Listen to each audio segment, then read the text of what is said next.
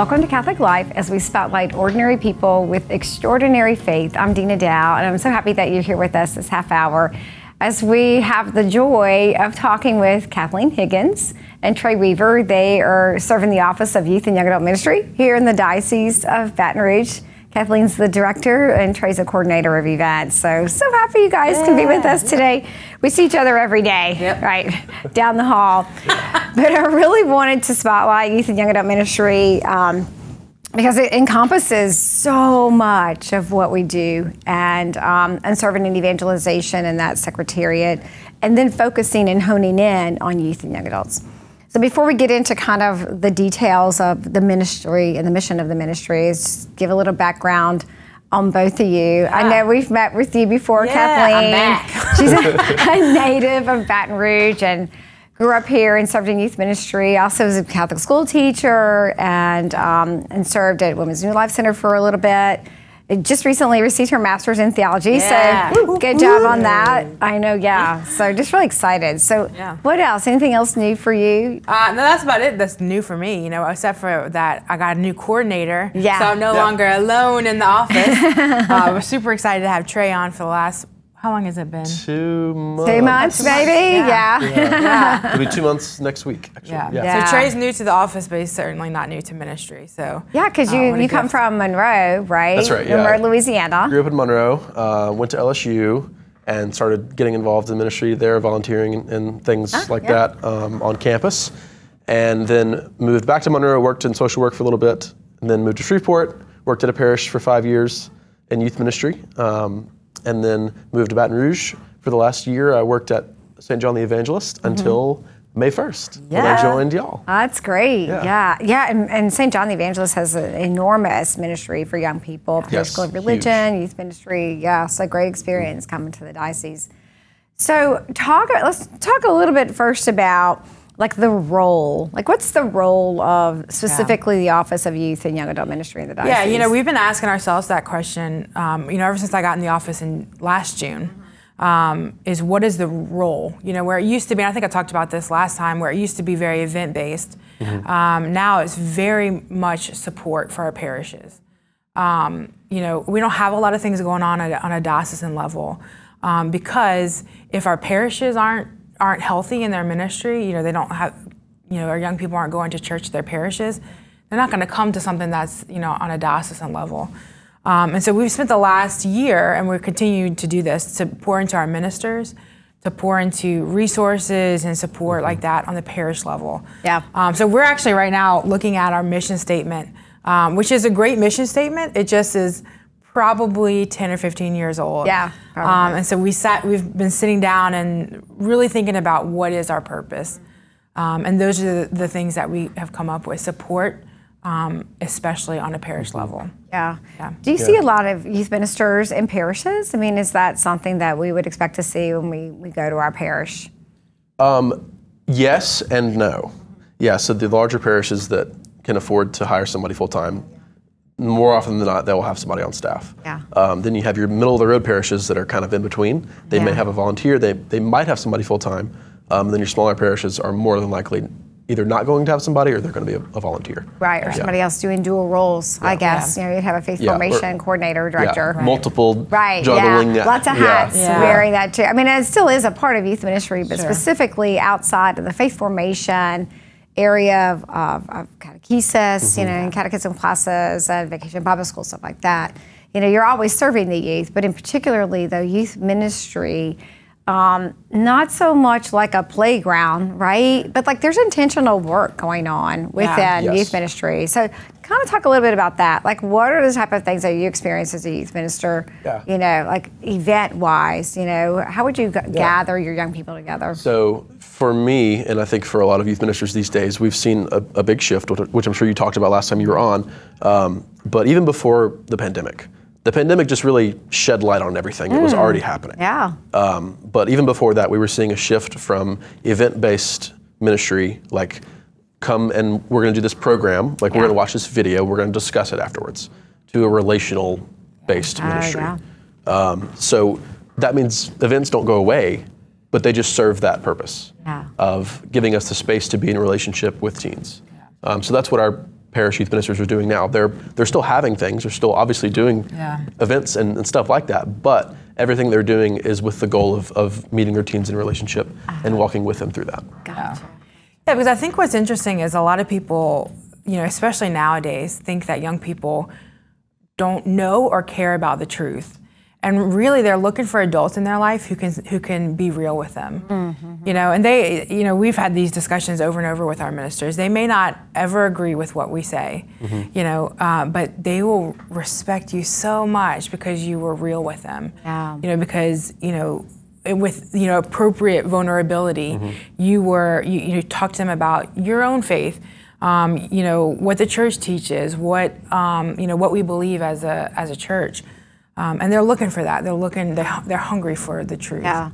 And once they find that truth, seek that truth, they're starting to hear it, kind of the unveiling of it. The movement of the Holy Spirit is such that, we get into the new evangelization, which is missionary discipleship, which is the ultimate, and of all of us, right, to grow as disciples. So how are you working towards that?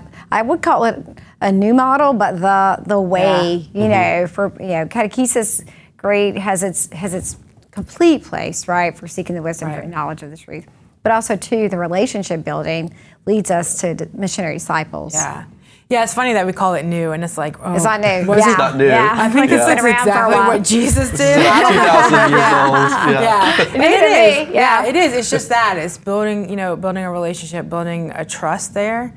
Always being, as an adult, like always, I think sometimes the temptation is to, I'm just going to change it a little bit so I don't offend you, or so that I don't lose kids because they get upset. And it's like, man, just a welcoming environment where they can come and question, because they don't get that everywhere. Where they feel comfortable coming and asking the questions that they've always thought of, and that, as an adult, I'm not making up an answer or saying go find it somewhere else. Even if I don't know the answer, I'm saying, I don't know, but let's find that out. Together. And so that relationship builds trust, and a desire to be a part of your ministry. And then once those walls kind of come down, the truth is always there, right? The gospel is always there, and they're soaking it in because they're like sponges. And then becomes the, like, I don't know if it's a turning point, I would say, but an opportunity for formation, challenging them in their own faith. And conversion, too. I was thinking about encounters. You were talking about that. I was thinking about the opportunities of encountering Jesus Christ within ministry, between each other. And then I'm thinking, too, you just got back from the Steubenville conference. Talk about encounter. I mean, those are what you would call those just mountaintop high experiences, to where young people go to that and have an encounter with Christ and each other, and then pour back into the world, their community. Tell us a little bit about that experience. Hopefully, when they go to that mountaintop, like Steubenville or whatever retreat they might go to, they have a community that they can return to, right? That they can be in relationship with and walk with. So this last weekend we went to Steubenville South in Alexandria, which has been going on for about 30 years now, and there were almost 2,000 teens from across the South, not just Louisiana, Texas, Mississippi, Arkansas as well, I think. It's just amazing. So beautiful and good. And to see the way that the teens just totally dive in and just immediately, even if they did not really expect it to happen, but they fall in love with Jesus in the Eucharist. And you can see that right before your eyes, and it's so good. And it's like rocket fuel. And it just propels them upward. So we hope that after that moment of encounter, that they can then return to a healthy community that can walk with them through after you have the really exciting part, through the harder part of kind of walking through the rest of your life. That's what I was thinking too. So what does that community look like? We have young people, like our children are all grown and gone. They're all out of the house.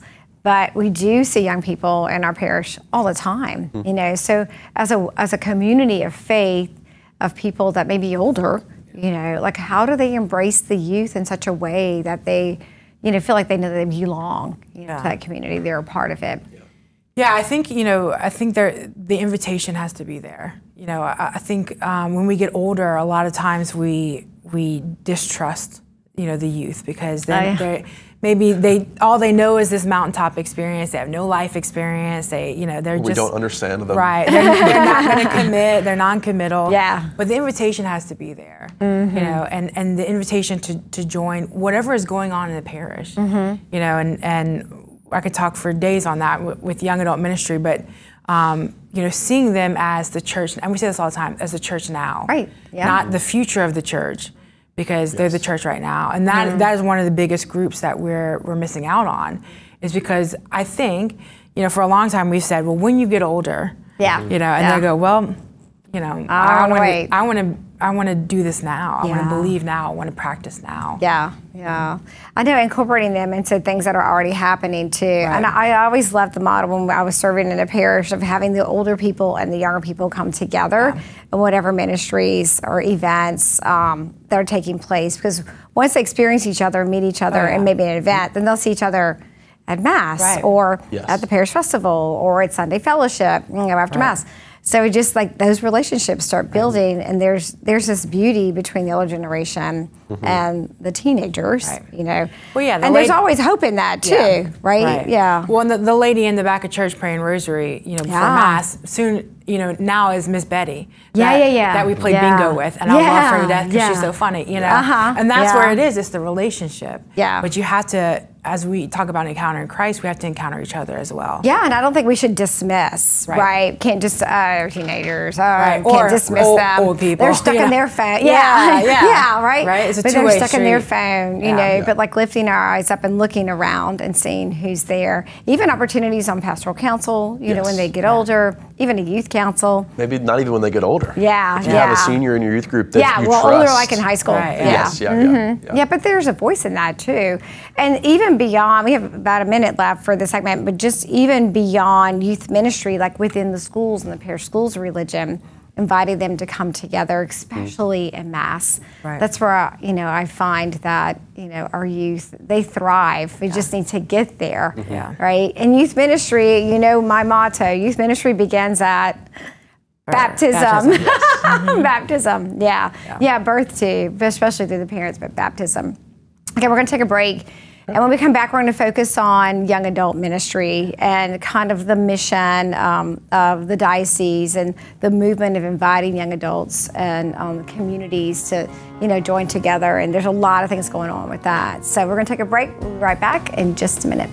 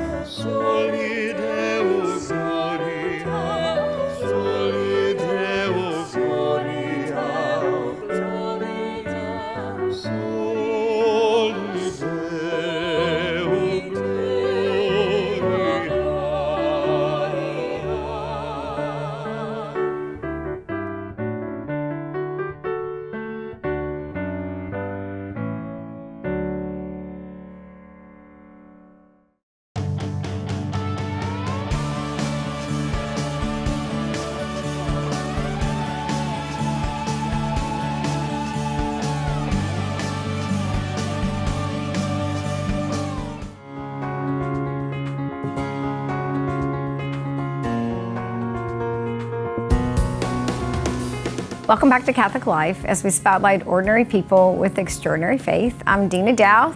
Still with you in this segment is Kathleen Higgins and Trey Weaver. I almost called Kathleen Lee because I saw her grow up, which is her maiden name. But Kathleen Higgins, they serve in the Office of Youth and Young Adult here in the Diocese of Baton Rouge. So we were just talking about youth ministry and kind of like growing through that, missionary disciples. Let's talk about young adult ministry. Right. I mean, there's a certain, first of all, here's my question.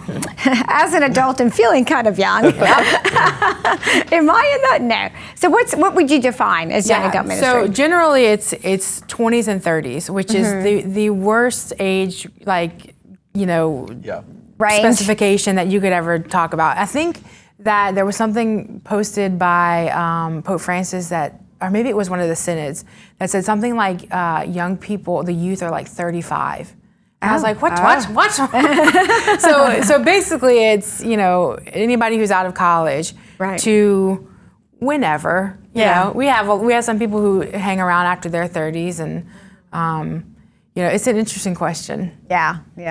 So tell me, how are you supporting our youth and young adults in the diocese and our parishes, you know, that are serving them as well too? Yeah, we have a few parishes. I know specifically Sacred Heart and St. Margaret's have I think Immaculate Conception in Denham Springs. But there, in the parish, there's few and far between actual groups.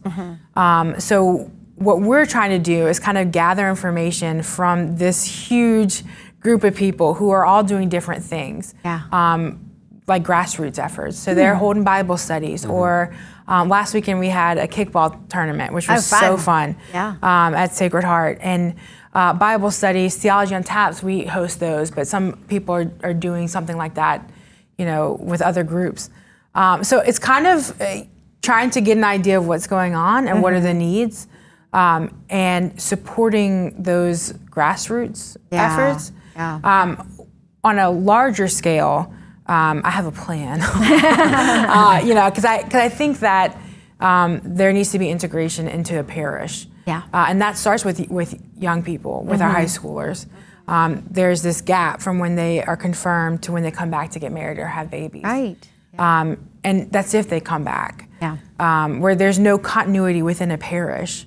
And so what does that look like? You know, we're in the you know, the midst of trying to figure that out, what it looks like on both sides. You know, for our parishes, like we were saying, to make room, but for our young adults to like commit and be intentional. You know, register for a parish. What does it look like to tithe? You know, yeah, there's a lot of changes going on with young adults after college, right? You know, or after you know, they move into high school and start a career. There's like, you know, there's marriages. Sometimes there's moving. You're going into. I mean, you guys experienced that. I mean, you're moving. You and your wife moved from Monroe, you know, to a new area. You know, so incorporating yourself into like, okay, well, where do I go to Mass? You know, because sometimes it's not the geographical boundaries. So talk a little bit about that. Like, what's happening in young adults' lives that would either draw them towards kind of faith life and community, or maybe not. Yeah, tons of changes from in that 20s to 30s demographic. That there could be in like 8 different phases of life in that time frame, right? So that you could move for your marriage, you could move for a job. That job could be a really healthy job, or it could be a really detrimental job, and that might make your faith life more difficult to live out. Those are just some of the things that we're seeing where people are trying to walk through those changes and navigate them and still remain faithful and follow the church. I know there was one young woman, her hours wouldn't allow her, you know, like weekend worship, you know, because she would work through Saturdays and Sundays, and she was really struggling with that. So, you know, we're just talk to your pastor and, you know, see what you can do about that. I mean, it's always daily Mass, but still the Sunday obligation. Yeah, it's a real transient time, and we have some people, some young adults who work for the church, you know, and they have great opportunities. Some people work for businesses or companies that could care less, you know, and it's just trying to figure out. Now it's no longer like handed to you, right? Your faith is no longer handed to you. You have to seek and so it. the difficulty is getting myself up to go to Mass early when I have to go to work, you know, all day, and I'm going to miss the rest of. Yeah, that's what I was just thinking too. Like, they're seeking community; it's not given anymore, especially if they've grown up in the parish school of religion or a Catholic school. and they go to college, first of all, to find the student center on that campus. I know we have a relationship with Newman Ministry that helps connect high school students when they go to college at that campus center. Also, too, I was thinking about once out of college, what is out there that young adults can grasp onto to continue their faith formation? I mean, there's a lot of apps. You know, you've got a lot of apps from Ascension, with Bible in a Year, Catechism in a Year. You know, what are other opportunities for young adults to really engage and continue to grow in their faith? Well, I think here in the diocese, we have our monthly Theology on Tap series. Oh, yeah. We're super excited because we're lining up some speakers for both fall and spring. Yeah. In the fall, we're going to have a series on the Eucharist. And so, because we're in the middle of the Eucharistic revival. And so that's an opportunity from the diocese. Yeah. I think one of the greatest things that you can do as a young adult is to go to a parish, the one that you would like to make some sort of home in, and register. And then do all the things that a registered person does. Now, it doesn't mean that you have to stay there forever, right? But when when the Sunday comes where they put out all the things that you can volunteer, pick one. Yeah. It doesn't mean that you're doing that every month, every week. It doesn't mean that you're at the church every day. But that's where you encounter those relationships, right? And that's where you find a home. And it doesn't have to be your home parish that you grew up in. And it doesn't have to be forever. Right? If you register at one parish, move.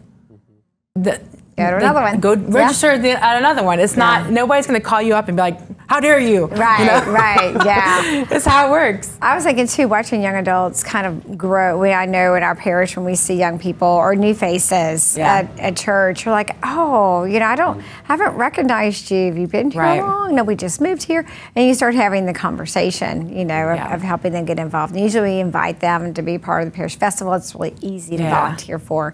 Just kind of connecting them with other young people too.